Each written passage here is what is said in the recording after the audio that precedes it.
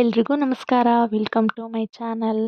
ಇವತ್ತು ನಾನು ದಿಢೀರ್ ಅಂತ ಇನ್ಸ್ಟೆಂಟ್ ಆಗಿ ರವಾ ದೋಸೆ ಮಾಡೋದು ಹೇಗೆ ಅನ್ನೋದನ್ನು ತೋರಿಸ್ತಾ ಇದ್ದೀನಿ. ಎಲ್ಲೂ ಕೂಡ ವಿಡಿಯೋನ ಸ್ಕಿಪ್ ಮಾಡದೆ ಪೂರ್ತಿಯಾಗಿ ನೋಡಿ. ಮೊದಲಿಗೆ ಒಂದು ದೊಡ್ಡ ಬೌಲ್ ತೊಗೊಂಡಿದ್ದೀನಿ. ಅದಕ್ಕೆ ಒಂದು ಚಿಕ್ಕ ಬೌಲಲ್ಲಿ 2 ಬೌಲ್ ಆಗೋಷ್ಟು ರವೆನ ಹಾಕ್ಕೊಳ್ತಾ ಇದ್ದೀನಿ. ರವೆ ಹಾಕ್ಕೊಂಡಿದ್ದಾದಮೇಲೆ ಅದೇ ಸೇಮ್ ಕಪ್ಪಲ್ಲಿ 1 ಕಪ್ ಆಗೋಷ್ಟು ಮೊಸರನ್ನ ಸಹ ಸೇರಿಸ್ಕೊಳ್ತಾ ಇದ್ದೀನಿ. ಮೊಸರನ್ನ ಸೇರಿಸ್ಕೊಂಡಿದ್ದಾದಮೇಲೆ ಸ್ವಲ್ಪ ನೀರನ್ನ ಹಾಕ್ಕೊಳ್ತಾ ಇದ್ದೀನಿ, ಮಿಕ್ಸ್ ಮಾಡ್ಕೊಳ್ಳಿಕ್ಕೆ ಈಸಿ ಆಗಲಿ ಅಂತ. ನೀರು ಹಾಕ್ಕೊಂಡಿದ್ದಾದಮೇಲೆ ನೀಟಾಗಿ ಮಿಕ್ಸ್ ಮಾಡ್ಕೊಳ್ತೀನಿ. ಎಲ್ಲೂ ಕೂಡ ಸ್ವಲ್ಪನೂ ಗಂಟಿಲ್ಲದೆ ಇರೋ ಥರ ನೀಟಾಗಿ ಮಿಕ್ಸ್ ಮಾಡ್ಕೊಳ್ತೀನಿ. ನಾವು ರವೆನ ಎಷ್ಟು ಪ್ರಮಾಣದಲ್ಲಿ ತೊಗೊಂಡಿರ್ತೀವೋ ಅದರ ಅರ್ಧದಷ್ಟು ಮೊಸರನ್ನ ಸೇರಿಸ್ಕೋಬೇಕು. ಮತ್ತು ಸ್ವಲ್ಪ ನೀರನ್ನು ಸೇರಿಸ್ಕೊಂಡು ನೀಟಾಗಿ ಮಿಕ್ಸ್ ಮಾಡ್ಕೊಳ್ತೀನಿ. ನಾರ್ಮಲ್ ದೋಸೆ ಹಿಟ್ಟಿನ ಅದಕ್ಕೆ ಮಿಕ್ಸ್ ಮಾಡ್ಕೊಳ್ತೀನಿ. ಬೆಳಗ್ಗೆ ಟೈಮ್ ಇಲ್ಲ ಅಂತ ಹೇಳಿದಾಗ ಈಸಿಯಾಗಿ ಇದನ್ನು ಮಾಡ್ಕೊಂಡು ಬಿಡ್ಬೋದು. ಒಂದು 1/4 ಗಂಟೆ 20 ನಿಮಿಷದಲ್ಲೆಲ್ಲ ಈ ತಿಂಡಿ ಮುಗ್ದೋಗ್ಬಿಡುತ್ತೆ. ಮಿಕ್ಸ್ ಮಾಡಿದ್ದಾದಮೇಲೆ ಸ್ವಲ್ಪ ಹೊತ್ತು ಹಿಟ್ಟು ನೆನ್ಕೊಳ್ಳಿ ಅಂತೇಳಿ ಒಂದು ಪ್ಲೇಟ್ನ ಮುಚ್ಚಿಟ್ಟು ಒಂದು 10 ನಿಮಿಷ ಎತ್ತಿಟ್ಕೊಳ್ತೀನಿ. ನಂತರ ಹಸಿರು ಮೆಣಸಿನ್ಕಾಯಿ ಹಾಗೂ ಈರುಳ್ಳಿನ ಚಿಕ್ಕ ಚಿಕ್ಕದಾಗಿ ಕಟ್ ಮಾಡ್ಕೊಳ್ತಿದ್ದೀನಿ.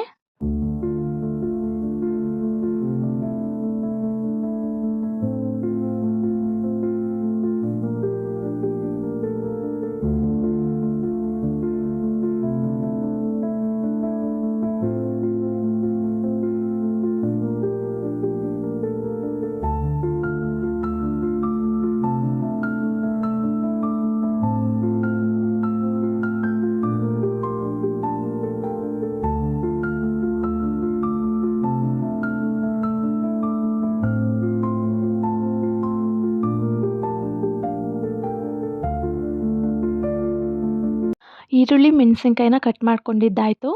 ಈಗ ನೋಡ್ತಿರ್ಬೋದು ಹಿಟ್ಟು ಎಷ್ಟು ಚೆನ್ನಾಗಿ ನೆಂದ್ಕೊಂಡಿದೆ ಅಂತ. 10-15 ನಿಮಿಷ ಎತ್ತಿಟ್ಕೊಳ್ಳಿ ಸಾಕು, ತುಂಬ ಚೆನ್ನಾಗಾಗಿರುತ್ತೆ ಹಿಟ್ಟು. ನಂತರ ಈ ಹಿಟ್ಟಿಗೆ ಕಟ್ ಮಾಡ್ಕೊಂಡಿರುವಂತಹ ಹಸಿ ಮೆಣಸಿನ್ಕಾಯಿ ಹಾಗೂ ಈರುಳ್ಳಿನ ಸೇರಿಸ್ಕೊಳ್ತಿದ್ದೀನಿ.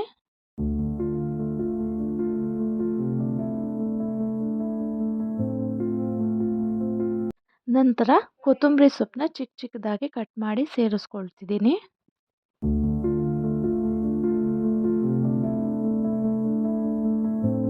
ನಂತರ ಈ ಹಂತದಲ್ಲಿ ನಾನು ರುಚಿಗೆ ಎಷ್ಟು ಬೇಕೋ ಅಷ್ಟು ಉಪ್ಪನ್ನು ಸೇರಿಸ್ಕೊಳ್ತಿದ್ದೀನಿ. ಉಪ್ಪು ಸೇರಿಸ್ಕೊಂಡಿದ್ದಾದಮೇಲೆ ನೀಟಾಗಿ ಮತ್ತೆ ಮಿಕ್ಸ್ ಮಾಡ್ಕೊಳ್ತೀನಿ. ಚೆನ್ನಾಗಿ ಎಲ್ಲ ಕಡೆನೂ ಈರುಳ್ಳಿ ಮೆಣಸಿನ್ಕಾಯಿ ಎಲ್ಲ ಕಡೆನೂ ಈಕ್ವಲ್ ಆಗಬೇಕು, ಅಲ್ಲಿ ತನಕ ಮಿಕ್ಸ್ ಮಾಡ್ಕೊಳ್ತೀನಿ. ನೋಡ್ತಿರ್ಬೋದು ಹಿಟ್ಟು ಎಷ್ಟು ಚೆನ್ನಾಗಿ ಉದುಗ್ ಬಂದಿದೆ, ಎಷ್ಟು ಚೆನ್ನಾಗಾಗಿದೆ ಅಂತ. ನಂತರ ಸ್ಟವ್ ಮೇಲೆ ಒಂದು ಪ್ಯಾನ್ನ ಇಟ್ಟು ಸ್ಟವ್ ಆನ್ ಮಾಡಿಕೊಂಡು ಎಣ್ಣೆನ ಹಾಕ್ಕೊಳ್ತಾ ಇದ್ದೀನಿ. ಎಣ್ಣೆ ಸ್ವಲ್ಪ ಬಿಸಿ ಆಗಿದ್ದಾದಮೇಲೆ ದೋಸೆನ ಹಾಕ್ಕೊಳ್ತಿದ್ದೀನಿ. ನಿಮಗೆ ಯಾವ ಸೈಜಿಗೆ ಬೇಕು ಆ ಸೈಜಿಗೆ ಹಾಕ್ಕೊಳ್ಳಿ. ತೆಳ್ಳಗೆ ಬೇಕಾ ದಪ್ಪಗೆ ಬೇಕಾ, ನಿಮಗೆ ಯಾವ ಥರ ಬೇಕೋ ಆ ಥರ ಹಾಕ್ಕೊಳ್ಳಿ. ನಾನು ಸ್ವಲ್ಪ ಮೀಡಿಯಮ್ ಆಗಿಯೇ ಹಾಕ್ಕೊಳ್ತಿದ್ದೀನಿ, ಸ್ವಲ್ಪ ದಪ್ಪ ಇದ್ರೇ ಚೆಂದ ಅಂತ.